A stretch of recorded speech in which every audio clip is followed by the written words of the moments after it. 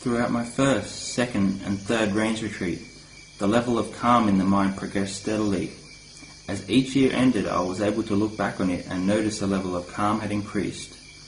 My mind was at ease, totally cool, like being in air conditioning. So cool and so wonderful. This gradually progressed year by year, and by my fourth rains retreat, the practice really came together. The mind and body felt so cool that I would shiver. If I met with cold weather, I would feel even colder. My body elements couldn't adjust to this change. There would just be this continuous feeling of coolness. Some people instead experience heat that pervades the body, but the calm is there. It depends on our own bodily elements. The experience of calm and peace in the heart will manifest accordingly with whatever element is predominant. But this peace can still deteriorate and disappear because it is subject to anicca, dukkha, anatta. When this happens, we have to keep investigating and meditating anew until the heart becomes calm again.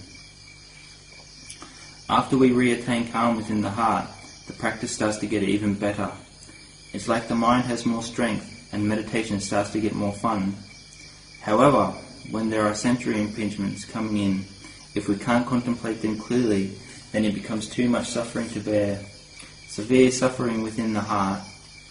Although we want to overcome these moods, we just can't. Doubts and uncertainties spin back and forth. We want to be back on the right path, regaining clarity. Luang Por Chah would stress not to worry about it. Leave the doubts alone, they're just a hindrance. When there is no calm, everything seems a mess. The doubts spin around and we feel way off the path and can't seem to get back on. We wonder where to go, but every direction seems to only lead to dead ends. Everything seems dark and hopeless and we can't get around it. We just paralyze ourselves and the mind spins round and around, in and out, and doubts drag us down and then come again all anew. Again liking, again disliking. But if we keep at the practice without stopping, it must progress. The practice will move us forward. Later, when we have come to the point where the power of the mind, the power of samadhi, and the power of investigation are strong and effective, this is where the practice becomes smooth. Whenever we investigate, there is calm. We don't have to tell the mind what to do. At this stage, it knows the path to proceed. At this point, investigation will proceed smoothly by itself, and proceed in the correct way as well. The practice has momentum and there is no doubting, so we start to understand the Dharma clearly. So to get to this, how do we practice? What do we do? In the start, we have to watch the fundamental things. If we're eating too much, know that this is a kilesa, a basic one. Then watch the mind. This thinking, proliferation and restlessness, we can't make it stop instantly. So we need to keep trying and keeping at it, performing whatever duties we need to perform while keeping up our investigation. As monks, investigation of Dharma is our primary duty. Kesa, hair of the head. Loma, hair of the body. Nakka, nails. Danta, teeth. And Tacho, skin. These are the 5 kammatthana we need to develop, investigating and contemplating them backwards and forwards. Luang Por Chah would usually teach the way to abandon attachment to the body during the ordination ceremony for new monks. He wouldn't talk about body contemplation so much in his general teachings, but when talking about his personal practice, he recounted how he would visualize other monks and novices as corpses and ghosts as they walked ahead of him on alms round, or else he would visualize himself as a decomposed corpse. His own strength of mind had already developed to the point where he could contemplate the body fluently in this way. The work of investigation is just like this. If the mind is calm and still, we can understand many things with greater clarity and understanding. But if this calm isn't there, it will just be flooded with doubts and uncertainty. In the beginning, we must investigate anew, bit by bit, developing this strength within the mind. When I was staying and learning from Luang Por Chah, all of his ways of instructing and training were aimed at grinding down our defilements, going against all our wants. This is a really important aspect of the practice, not just always following our desires. In the past, at Wat Nong Pa Pong, when it was time for the rains retreat, Sometimes monks and novices would volunteer to go off to a branch monastery, but sometimes no one would volunteer to go, so Lumpur Cha would just send people away. Sometimes it suited them, other times not. Some monks, after they had been sent off, would come back later saying, "Oh, why did he send us to this place? It was terrible. Why has he put me through this?" We have to rely on using kanti, patient endurance, as a foundation of the practice. With patient endurance, we can consider and investigate until we can resolve the negative feelings that arise. This is an important quality in the training and practice, together with having respect and reverence for each other. This is where the practice starts to grow from. In Lumpur Cha's way of teaching and instructions, he would also emphasize Indriya Samvara Sila, restraint of the senses, Jagraniya Yoga, devotion to wakefulness, Bojani Matanyuta, moderation in eating, and contentment with the 4 requisites. This is the foundation of the practice. Keep right with these. Whether our progress is fast or slow, it's up to our spiritual maturity and accumulated merit. It isn't certain. Some meditators come along later, but progress quicker. How does this work? It's because of the cycle of samsara. Some are around for a long time, but still haven't achieved many results. Whether someone succeeds sooner or later is dependent on their accumulated level of barami. The ones who find success quickly put forth effort and accumulated a lot of barami in a previous life. Maybe someone had enough barami to be ordained in the time of the Buddha, but only enough to ordain it at an old age, which was too late to allow them to see the Dhamma. It really depends on the merit we have accumulated. Some monks have been practicing ever since they were a novice and still haven't got any results. They may even reach old age and still not see any results. This doesn't just apply to one individual monk. It affects everyone. Though we might have ordained in previous lives, maybe we still haven't seen any results. This will depend on our accumulated merit, our barami. It follows us. But whatever our situation is, we have the opportunity now to practice the Dhamma in the way of our teachers, the Kuba Ajahns. We have to stick to these principles. Don't deviate from them or let them go. If we have let these principles go, we are off the path. If we have let them go, we have let go of the very thing that will help us progress.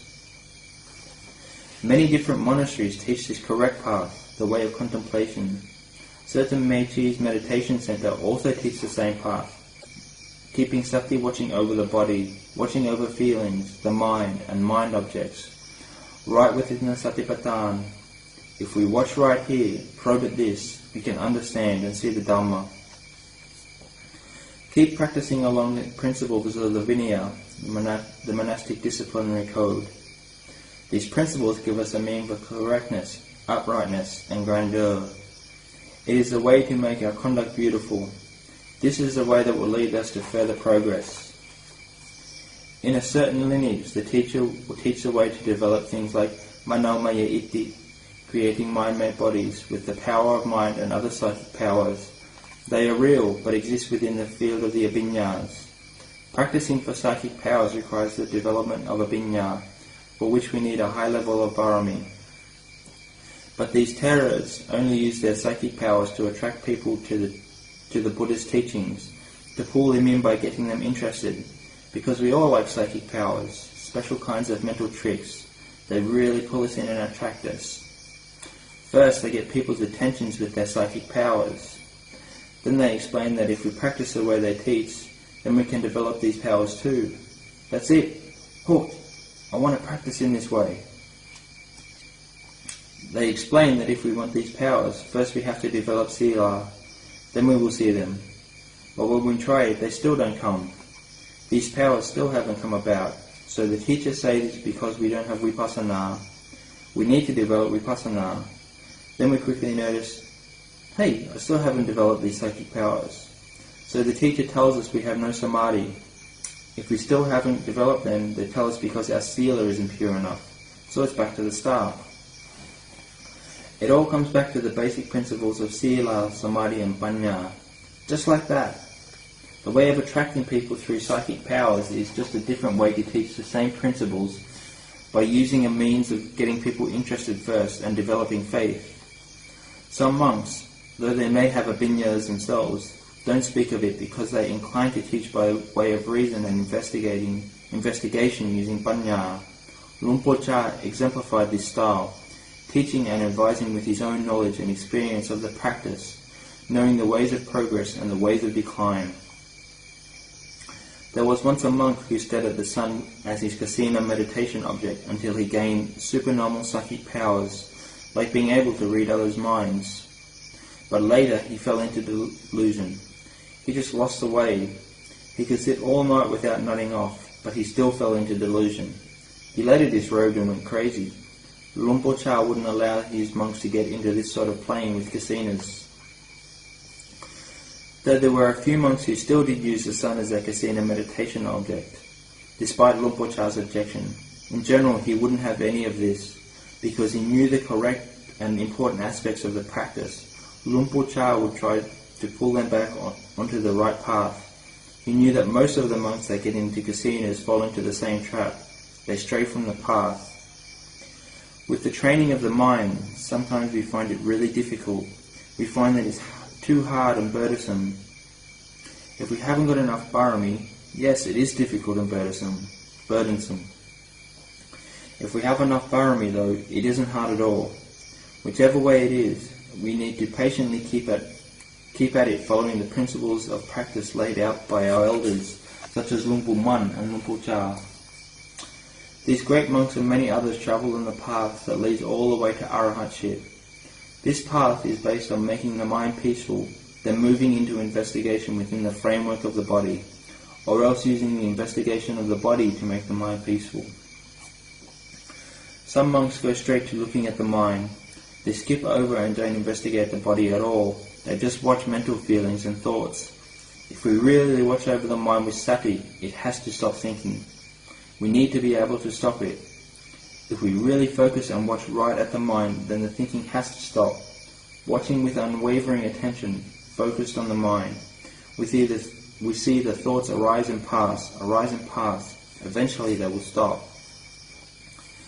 This is the sati that watches over the mind. We see that this mind is only the mind. The thinking ceases. We have to follow it with knowing. If we try this and the thinking doesn't stop, this means that our sati is weak. If we try to keep using this weak sati to investigate in this way, sooner or later we're going to run out of energy. All of our strength will be depleted and we may become lost in our thinking. There are so many monks who have encountered and experienced this. They haven't entered upon a path which lays out the principles of practice in their essence. The correct way to develop the mind in meditation is to not let it get attached to liking or disliking. To do this, Lumpo-cha had us contemplate the body. This is important because it is the way to bring the mind to peace. When we talk about fixing attention on the breath, this means being mindful of the body in the body. Once the mind finds peace, it becomes radiant and luminous, and our contemplation will be able to separate the mind and the body. The knowing, or the knower, will become prominent in our awareness at that point. The knower will see any hindrances that are arising in the mind, and will know where they are and on what level they are arising. It will also know the level of radiance in the mind. This is something we can observe. Once this state of radiant awareness has manifested clearly in the mind that knows, then we will know that we are following the correct path of practice and the right way to proceed. Our own experience will match that of the teachers as we have heard and studied. We will know at what level the mind is and at what stage our practice has reached, because the teachers have pointed out each stage as we are experiencing it. If we are going to gain expertise in investigation, we have to do it often. Really develop it a lot. Do it a lot. At the start we will probably experience fatigue, exhaustion and difficulties because we have to poke at and look right into all of our moods, into all the feelings and thoughts that come up, the manifestations of liking and disliking. But we have to keep investigating continuously and consistently so the mind doesn't go chasing after all these moods. when we start to be able to follow and guard the mind, we are in the present and our samadhi begins to progress a lot more smoothly. The mind will be able to move into the level of Ganika samadhi. But whenever we walk kankama or sit meditation, this samadhi will go deeper. Fixing attention on the kammatthana we are using and we are skilled in, the mind can move into upajjhara samadhi. Whether we are walking or sitting, whichever we find the most effective, by taking up the method we have gained proficiency in, entering upajjhara samadhi will be quick and easy because we are already skilled. But when we come out of upajjhara samadhi and encounter the various emotions and moods, the mind will still get involved in them. So we have to keep our sati up with them. If we continually investigate the body, feelings, mind and mind objects, our sati will become firmer and our samadhi will become stronger. Being able to develop the mind to enter appana samadhi depends on our accumulated merit. Some monks don't experience it until after many years, some experience it after 5 or 6 years, and some in only 1 year. Appana samadhi. This is where samadhi is at its most calm and cool. Vitaka, vichara, piti, sukha and ekagata all converge into one. It's like the pendulum of a grandfather clock that usually swings from right to left, but has stopped still in the middle. At this point, even if we want to think, we can't. The mind is so still that there is no movement of thought whatsoever, no proliferation. There is only the knowing. After the mind has been calm and still for a duration depending on its own strength, it will withdraw from that state. We then have to move into investigation. We take up this body, our physical form, and investigate it to see it with total clarity in the light of anicca, dukkha, anatta. From here our investigation will move along by itself, as if on automatic. It has a momentum of its own. We can investigate to see ourselves as merely elements. We can investigate our own hair. Suppose a hair falls out. We will realize that it isn't ours or a self. This will give rise to the understanding that there isn't a permanent entity or self. Wisdom will arise. The mind and body will separate and be seen clearly as different from each other. The mind and feelings will also separate. We will see clearly, true understanding. But if we don't yet have the ability to enter appana samadhi and our investigation isn't at the point where we can see this separation clearly, we must rely on continually developing whatever level of samadhi we have. This whole process will lead to the maturing of the practice and the understanding of Dhamma. We maintain Kanika samadhi when in a normal state going about our daily activity, and then when we sit, the mind will go straight into upajjhara samadhi. In time, we will be able to remain in upajjhara samadhi in all postures. When the mind proceeds deeper into its investigation of the body, feelings, mind, and mind objects, it will incline towards appana samadhi. The mind's strength progresses around itself like this. Now the mind will be able to see sharply and clearly. Before we are fully skilled in entering appana samadhi, it's possible to have some periods of the mind staying in upajjhara samadhi for a whole month. The body and mind are light and at ease. There are still external sense impressions, but they don't affect the heart because samadhi has separated them out due to its power. Effort and diligence in the practice now has a momentum of its own. The heart will always be wakeful and alert, equipped with the bojjhangas. There is piti, sati and samadhi. If we make effort to maintain sati continuously, mindfully keeping up with all the moods and emotions we experience and seeing the body as it truly is, our samadhi will gain stability and be kept smooth and even.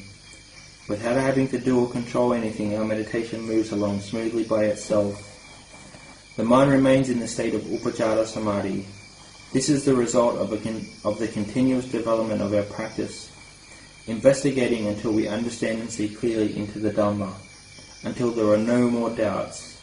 This samadhi is firm within us. We don't need to try and control it or be overly cautious. It's at a good level, but not quite to the full extent. We have to keep proceeding down the Noble Eightfold Path. We have to keep investigating just like we have been, practicing like we have been. Step by step, it will take the strength of the mind to a new level. Some monks are skilled at making their minds peaceful by using the parikamas, putto, tammo or sankho, or watching the breath until their mind reaches stillness. We have to keep up with our kammatthana that we are experienced with in order to pass beyond our moods and emotions, overcoming all the hindrances. When we have various mental states of desire, aversion, drowsiness, restlessness, irritation and doubt, we have to train and adapt our samadhi to cross over and beyond these mental states. This is called focusing the mind. This is pāvana. This is samadhi. This is what will give us the foundation that supports the practice of paññā. When we are proficient in all these levels of samadhi, kanika, upachara and apana, our investigation comes about quite easily. Whether we direct our contemplation to the body, to feelings, mind or mind objects, within no long time, maybe even 3 or 7 days, we will be able to see the Dhamma in all its clarity. However, if we follow the path of paññā developing samadhi, we must keep investigating and letting go of the kilesas one by one, bit by bit, little by little. Because our samadhi isn't firm and stable, we have to rely on using paññā to develop these states of samadhi. This samadhi might not be as deep as the way of samadhi developing paññā, but we still need it to support the contemplation. Whoever follows the path of wisdom and contemplation will need to keep investigating with paññā until the strength of samadhi is gradually developed, up through the levels of kanika, upachara and apana.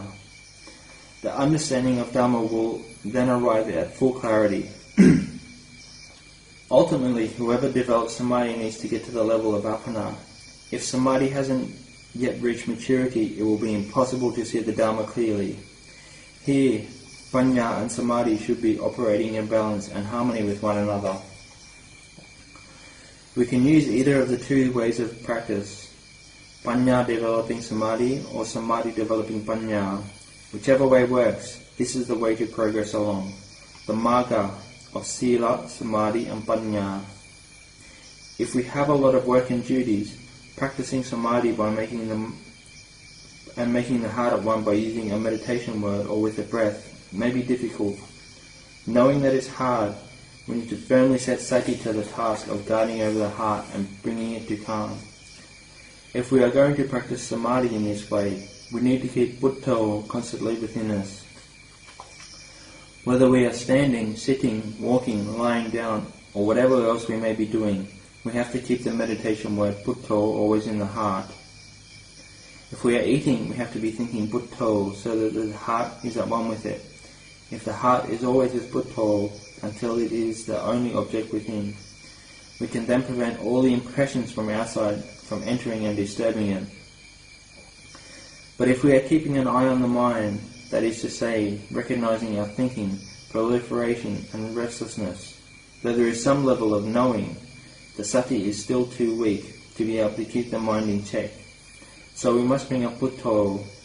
Every time there are thoughts arising, we mentally repeat buddho until all our thinking is reduced and buddho is there in its place. For those who have taken up the monastic life, the Kuba Ajahns in the tradition of Lumpur Man have always stressed developing samadhi.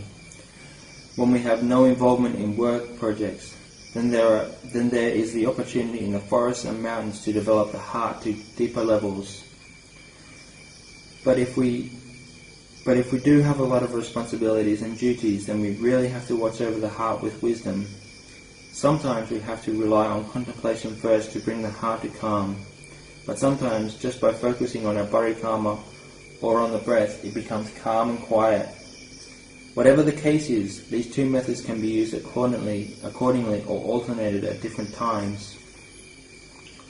When the heart has experienced calm and withdrawn from it, we need to get in and investigate this mass of physical form that is the body. We keep at this until there is clarity in our understanding. This is called vipassana. We use the calm to focus our attention firmly within the body for the arising of paññā. One kind of panya comes from listening and hearing, another from reflecting and pondering. But the panya that arises from calm is the panya of pavana. This is vipassana that will give rise to clarity in our heart. We may sometimes experience enormous amounts of piti for a month, maybe even many months. If we think that this is vipassana, we lose ourselves to vipassana upakilesa. We aren't interested in taking up the investigation into the body and our own moods and emotions. We may think we don't need to investigate the elements of earth, air, water and fire anymore. We feel there is no need, that just watching the mind is sufficient. Because when we start to investigate the body, it just switches and wants to drop into calm. This makes us think that we only need to investigate the mind and that it's not necessary at all to investigate the body. Yet Lumpur Cha would always teach to get in and investigate the body. But to just keep investigating the mind won't last very long and our energy will be depleted. All the calm and peace we experienced will disappear, the same as someone who has never done any meditation at all. All the proliferation takes over again in a flooding wave. Liking and disliking take over again. This is common. We might think that our meditation has fallen apart, but if we rise up with resolution and put forth effort in every posture, standing, walking, sitting and lying down, to focus our sati continuously and firmly as we had done before, putting down our various burdens and duties, this should make the calm of our mind come again anew. And this calm will be deeper than before, and our panya will go deeper than before. This is the natural way of progress. This is the natural progress of developing samadhi. Initially it isn't that firm, it's not so full, so we must go back and reapply ourselves to the practice until the mind is totally solid, without room to fall back and without flaw. Our formal practice will evolve to a new stage of maturity. Therefore, let us all have patience, endurance and persistence in our practice. Let us always work towards developing the 5 spiritual powers to perfection. These five powers of sattha, faith, virya, energy, sati, samadhi and panya, until they are sources of power for the mind. The parami from this is the highest kind that will lead us to understand the Dhamma. Putting forth effort in samadhi is something of the utmost importance. We have to try to steadily apply our minds so as to experience deep calm and peace, to surpass all the moods and emotions, all the Vedana. If we can cross over and rise above the barrier of Vedana, sometimes we'll be able to see it as a totally separate phenomenon from the mind. Whenever Vedana arises within our body, we focus in and investigate it, so the mind pulls away and disassociates from it. This struggle with Vedana is really an exercise of development in line with the Satipatthana Sutta. Therefore, every single one of us that have come here with the firm resolve to practice needs to put forth effort and have patient endurance. If we can keep this practice constant, this will make our minds advance and progress, giving us encouragement to keep practicing further. The Buddha always taught that every aspect of rupa, vedana, sanya, sankhara and viññāṇa has the characteristic of arising, remaining and then passing away. Its nature is to stay for a while and then cease.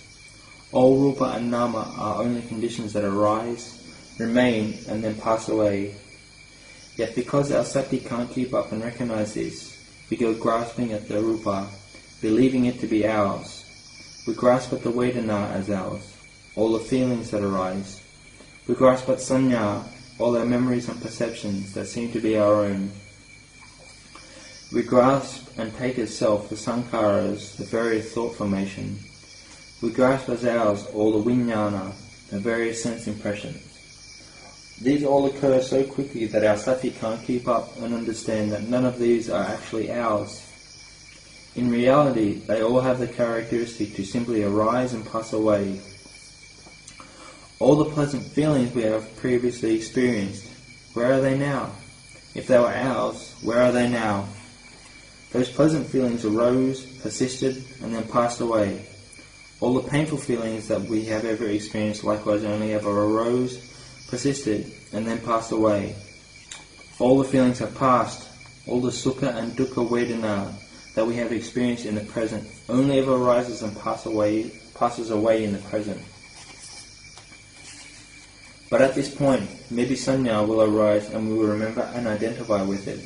This person said this and it pleased us. This person just complained. This other person speaks and acts like this. It's all just sanya. Whenever someone speaks, sanya will latch on and remember it.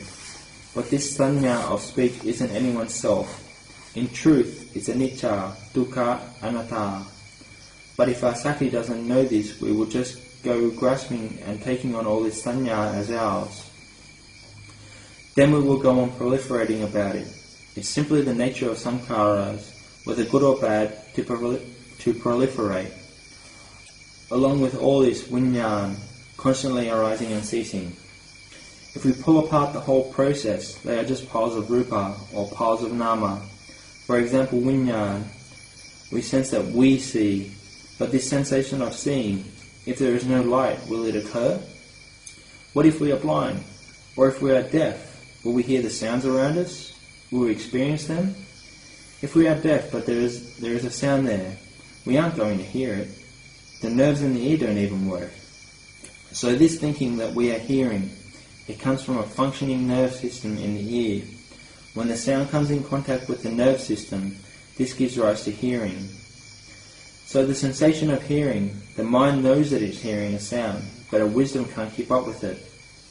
The mind grasps at the notion that we are hearing, that we are the ones that hear.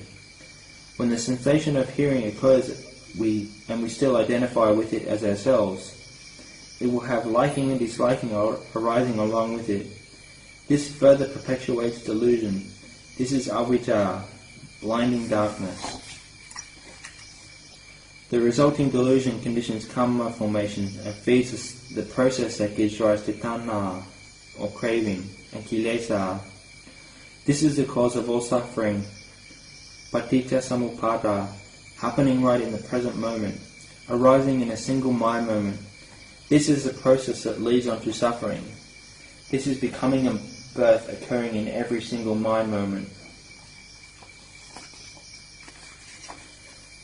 The Buddha laid down the path for the way out of the vata, round of rebirths, which in essence is kilesa, karma and vipaka, karma result. The cycle of kilesas, the cycle of karma, the cycle of vipaka. The way out of these cycles is through the practice of sila, samadhi and panya. Sila, as we probably understand already, is restraining our bodily and verbal actions so that they are blameless. Samadhi is making our minds firm and steady. This firmness and stability of the mind comes from focusing our sati steadfastly. Knowing the in and out breath is one method, called anapanasati. This is the foundation, the crown pinnacle of all kammatthana. When we have sati knowing the in and out breaths, or we fix our attention solely on one specific point in the body, the heart will converge and our sati gathers together. Vitakka picks up the object of the breath, meaning it focuses on its one specific object. Vichara keeps and holds the object so it doesn't wander anywhere. Vichara is wholly with the kammatthana that we are using until piti and sukha arises, bringing about a state of inner fullness. The mind that is still, not moving around here or there anymore, this is the ekakata citta. This is the mind in one unified state. Calm and stillness arise and the mind reaches a level of samadhi. The mind will be calm and firm. When piti arises, vitakka and vichara seem too coarse. Then when sukha arises, piti also seems coarse. Finally, when sukha seems too coarse, the mind gathers into unified stillness and all the factors, piti, sukha, ekakata, merge together and are contained in that stillness. The mind converges into a state of samadhi that is firm. The mind experiences ascending levels of depth and refinement. Piti manifests clearly, then follows sukha, until finally the mind rests and abides in a state of equanimity. This is the practice of samadhi that This is the practice of samadhi with its various levels from coarse to refined. When the mind is in this unified state of samadhi for a long time, we may fall into delusion and think that this is nibbana, that we have seen the Dhamma. The Dhamma is like this, nibbana is like this. But this state arises out of samadhi, out of firm and solid calm. This still isn't nibbana. If this is nibbana, it is a nibbana that only comes about due to a temporary suppression. The kilesas of lopa, greed, dosa, anger, and moha, delusion, are still there. If we get to this state, maybe we will fall into delusion and we will get caught into misunderstanding. We might think that we've seen the Dhamma, that we know the Dhamma, but this view is conditioned by the presence of our samadhi. This kind of thing occurs very often in meditators when the samadhi is firm and strong. But of course this samadhi is still important. If the mind didn't attach to samadhi, it will just go and attach to forms, sounds, smells, bodily sensations, and mental objects instead. We need to have sati, fastening and focusing the mind into stillness first. We need to learn to become skilled in the area of samadhi until we can experience it clearly. Sometimes we might think that developing samadhi isn't important. It's like someone thinking, I've experienced the stage of piti and now I'm set to move into sukha. However, maybe it's only piti at the level of kanika samadhi, but we think it's piti at the level of upachara samadhi, or the piti of appana samadhi or second jhana. We can easily make this mistake. We can even think that next is the third jhana. This happens a lot if we don't know what's real and true and we have no experience in this area. It's easy to get caught into delusion about the levels of samadhi because there is wanting and expectation there, or tana. This makes us overestimate ourselves and feel assured that we have attained jhana, or the paths and fruits of the practice. So we have to use sati to reassess and review ourselves. The Kuba Ajahns taught the way to overcome this delusion over attainments in our practice. If we think we have jhana, they will tell us that this isn't certain, it's not for sure. If in the course of our practice we start to think, oh, I'm a Sotapanna already, then they would emphasize that it's not a sure thing. Reconsider it in the light of anicca. This is the way to gain panya. We investigate to see the sabhava dhamma, that every state that arises is just anicca, dukkha, anatta. These characteristics all apply together. Don't go grasping at anything at all, it's just upadana. We practice to abandon having things or being anything at all. We don't practice to get or to be a Sotapanna, Sakadagami, Anagami or Arahant. These are just conventions that refer to the mind of a practitioner who has reached a certain level, but that individual wouldn't attach to the perception of a self based on that attainment. They wouldn't attach to the view that they are a this or a that. They would understand these terms just as conventions. In truth, these terms just indicate the progress towards vimutti, liberation. When we are beyond these conventions and able to escape and pass through all these things that bind us, abandoning sakkaya ditthi, personality view, vicakicca, skeptical doubt, silabhata paramasa, attachment to precepts and practices. This is the start, the preliminary stage. The samadhi of appana samadhi is strong, powerful and unified. If we really haven't experienced the heart at one, it's so hard to intellectually understand. We will just take someone else's description at face value.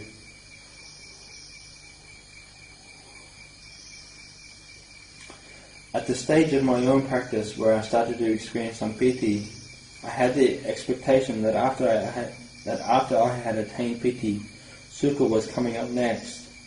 But on trying to enter sukha, the power of mind was not sufficient to pass beyond piti and couldn't make progress.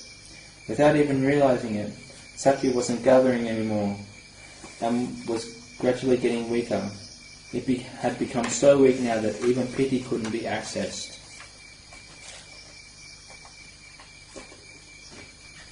Why is this? Because we have abandoned the meditation word or abandoned watching the in and out breath. We have to earnestly reassume our repetition of our meditation word. Get back in and redo it from the start. Buddho anew, Dhammo anew, Sangho anew. Investigate anew. In the course of our practice, we have to come back and rebuild again on the same spot that we started on. We have to establish sati anew, rebuild, do our practice anew, pursue it constantly and continuously until the heart can re-experience peace and calm and get past the moods and emotions again. Then we can be at peace. In the course of my own practice, I experience and pass through a lot of piti, a lot of sukha, tremendous amounts of it, even up to the point where it lasted for a whole month. But even if it's like this, we still have to come back and go over the fundamentals of the practice, back and forth. We have to keep bringing up the level of mind over and over again, with vitaka and vichara. We may think they are gone and we don't need to bother with them anymore. We think that we have passed beyond them, but sometimes we have to get back to vitaka and vichara, back to the breath again. These are the coarser and also more refined levels of the mind that we have to go through in the practice. With every step and with every stage, we can't throw away, but must constantly turn back to our basis, our foundation, the guiding path of our practice. Having sati and doing pavana, we have to fix our minds on our chosen kammatthana that we are skilled in. Here, when we are practicing and investigating, breaking apart the elements, breaking apart the khandhas, breaking apart this form we now have, we need to pursue this until we see clearly. When there is clarity, we will know and understand for ourselves. At this point, the one that knows doesn't claim that it is a Sotapanna, Sakatagami, Anagami, or an Arahant. There is only knowing. If the practice is really at this stage, we know what has been abandoned and also what more needs to be done. We will know and see clearly, but we don't need to talk about it. The more we talk about it, the more we are just bragging. We come to abandon everything, not to blemish the heart further. We are purifying the heart, because in reality, when we have broken through these thick layers and have done the real practice, there isn't anyone here at all. Whatever rupa or nama there is, we will see it all as anicca, dukkha, anatta. So where is the Sotapanna? Where is it to be found? Is it in rupa or nama? Actually, it's only conventions of speech that labels levels of attainment. It's the heart that knows rupa or nama, knows that they are impermanent. They are only anicca, dukkha, anatta. The knowing that arises from this is the knowing that arises from sila, samadhi and panya, and then it is all let go of. The heart is poised and maintained in the present moment. So we have to keep practicing, abandoning the kilesas, then move on to abandoning greed and anger little by little until the burden is lighter. The insight and knowing will come clearly in our own heart. We will not need to label this as the stage of Sakatagami. When we abandon greed and anger, we will know that we have reached the stage of Anagami. Once all greed, hatred and delusion have been abandoned, then we will know that we have reached the stage of Arahant. This is the progression of someone who has travelled the Noble Eightfold Path, walking the way of sila, samadhi and panya. Sometimes in the course of practice, we have the wrong view that we are at this or at that level. This is just mistaken sanya, simply foolish. It doesn't accord with the truth. We really have to be careful. We may experience a calm so deep and profound that it seems to open up the truth. But the Buddha explained that this is just a vipassana upakilesa arising. This is an obstacle in the practice that will create difficulties in the development of vipassana. When we sit meditation, it can happen that a lot of piti arises, a lot of sukha arises, and we experience great peace and calm. Radiance and brightness seems to be all that is left. Maybe we will think that this is Maggaphala, of the past and fruitions.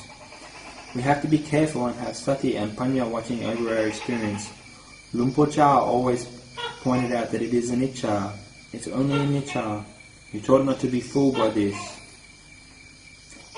We may think that our samadhi is so great to the point where we believe that we have jhana or are a sotapanna, or even that we are sakatagami. If this comes about, there is obviously still a sense of self there. Luang Por would say that it's uncertain, it's not permanent. If we think that we are Arahant, this is uncertainty at the highest level. We have to have sati and panya always so we don't fall into this delusion. This will stop others from being deluded about us as well, thinking that we are this or that. Some people will come and ask Luang Por, are you an Arahant? But he would just answer that he wasn't anything. If the heart doesn't have anything, how can we be an Arahant? If we are still anything, we will still have suffering there. If we think we are this or that, or that we are already a Sotapanna, some people may disagree or not believe us at all, and this will make our kilesas arise, followed by dukkha. If we think we are an Arahant, we have an even bigger problem, because if people don't believe us, it's really going to make us suffer. An Arahant is suffering? How come an Arahant is suffering? How is this going to happen? How are they going to have anger or greed arising? This just shows that it is really difficult to really know. This is something that is pachitam vedidapo vinyuhi, to be experienced individually by the wise. The Kuba Ajahns whose hearts have attained to the final goal, the words and emotion they express are simply external modes of behavior. Karma is not being made. They may speak harshly, softly, timidly or whatnot, but it's just mere bodily and verbal expression, free of kilesas, they explain. It's not karma, it's kiriya, mere action, without upadana. This absence of upadana is something hard to fathom. The mind is one thing, the mind objects another. They aren't the same. Luang Por would give the comparison of a crazy person and an Arahant. Sometimes we might look at them and think that there is no difference. Luang Por said that this lunatic and the Arahant might on the outside appear the same, but one is travelling on a lower road and the other has travelled the highest of paths. Therefore, in the course of our practice, we need to always have sati and panya. Whatever we come in contact with, we should know it as anicca. This will make our hearts wise, not wallowing in low-lying ignorance. When we practice like this, we will understand clearly and be able to let go. When we see people who are acting out of delusion, we will understand the situation, that it is anicca, dukkha, anatta. In the start, our conviction comes from faith. We have belief and we have reverence, although sometimes we have no panya, no wisdom at all. Luang Por gave the example of when he was younger and he met a monk who he believed at first to be an Arahant. The monk could act just like an Arahant. He could let go of whatever it was, just like an Arahant. After a while, Luang Por noticed that this monk's way of practice and behaviour had changed. He then saw the truth of the matter. Oh, I was mistaken. This gave rise to wisdom. In retrospect, these mistakes are normal in the course of practice. This is important to remember.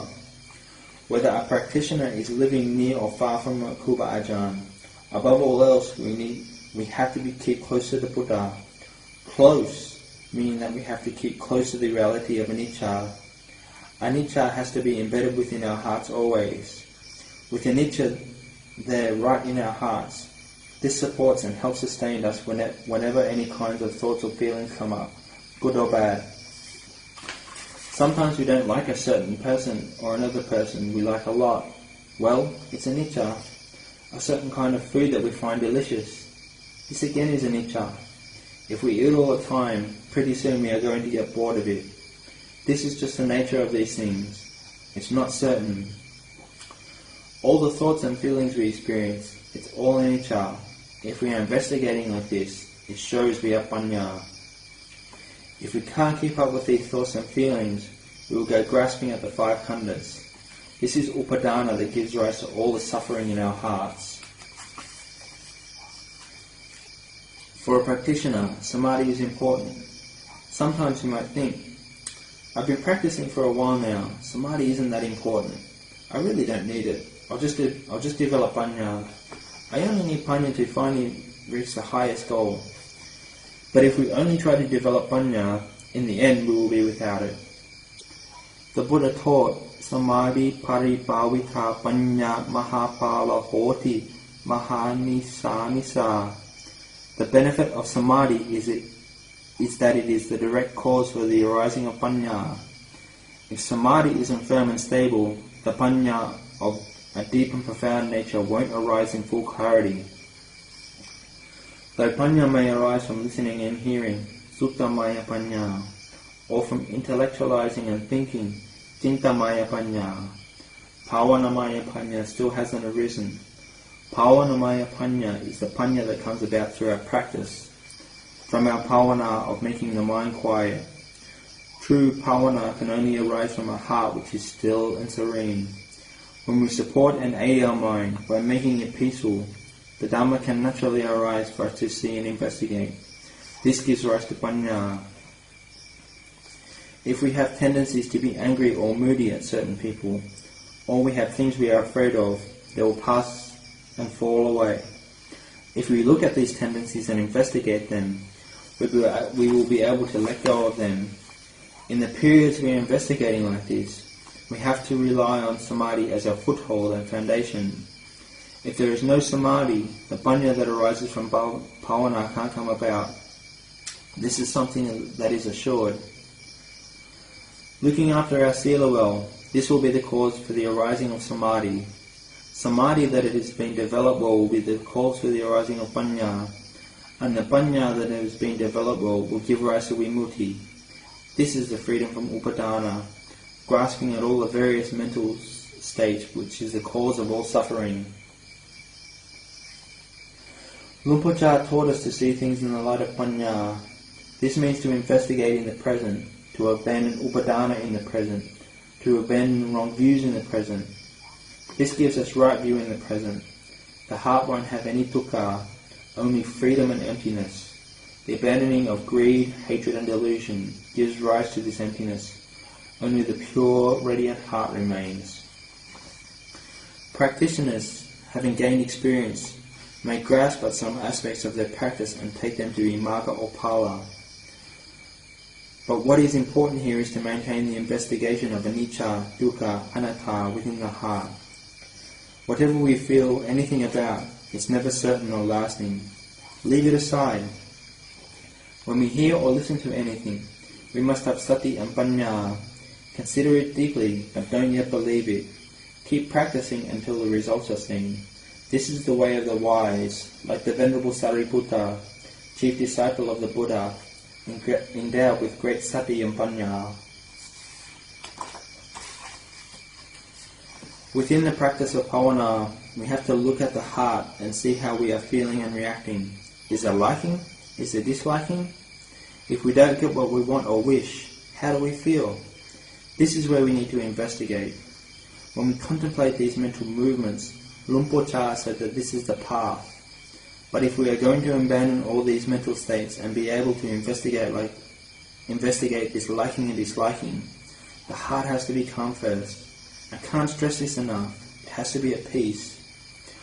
Whatever object of meditation we are using, be it Buddho, Dhammo, Sangho, Gesa, Loma, Naka, Tanta, Tacho, we have to keep that object with us at all times. If we don't, useless thinking will overrun us. The mind will just proliferate as it pleases. Avijja is the condition for the arising of sankharas. When we have these sankharas and we don't do any bhavana, everything is difficult. These sankharas will be reckoned as self or belonging to self. They become mine. If we practice using the parikamma Buddho, then we have to keep recollecting Buddho constantly. We must keep our Buddho going always. Some of the great terrors taught to repeat Buddho without a space in between. If we are sitting, then Buddho, Buddho, Buddho, Buddho, Buddho, Buddho, Buddho, keeping only this in mind every day for great lengths of time. We need to do this to gain calm and stability within the heart. When the heart experiences quiet and still, it's so dazzling. This is the amazement that comes from the Dhamma. The body is light and the heart is tranquil, open and at ease, free and empty of everything. The impressions that have heaped upon the heart about this or that, this person, that person. They're just affairs of a self, being, person, me, us, or you. But if the heart is calm, if it's empty already, investigate right at that point. We will see that there is no self, no being, no person, no me, no us, no you. Go right into it there. This is the heart that is emptiness. It can let go of everything. If we're going to let go on this level, how are we going to do it? We have to practice pāvana. Sometimes practitioners might not even see any progress for a whole year. It just stays the same. But we have to be patient. Even if it seems to be declining, don't go thinking that keeping our meditation object isn't important. Although it's true that sometimes when our practice is good, we barely need the meditation object. As we sit down and are preparing to cross our legs, we're already in a state of calm. The mind straight away plummets into stillness.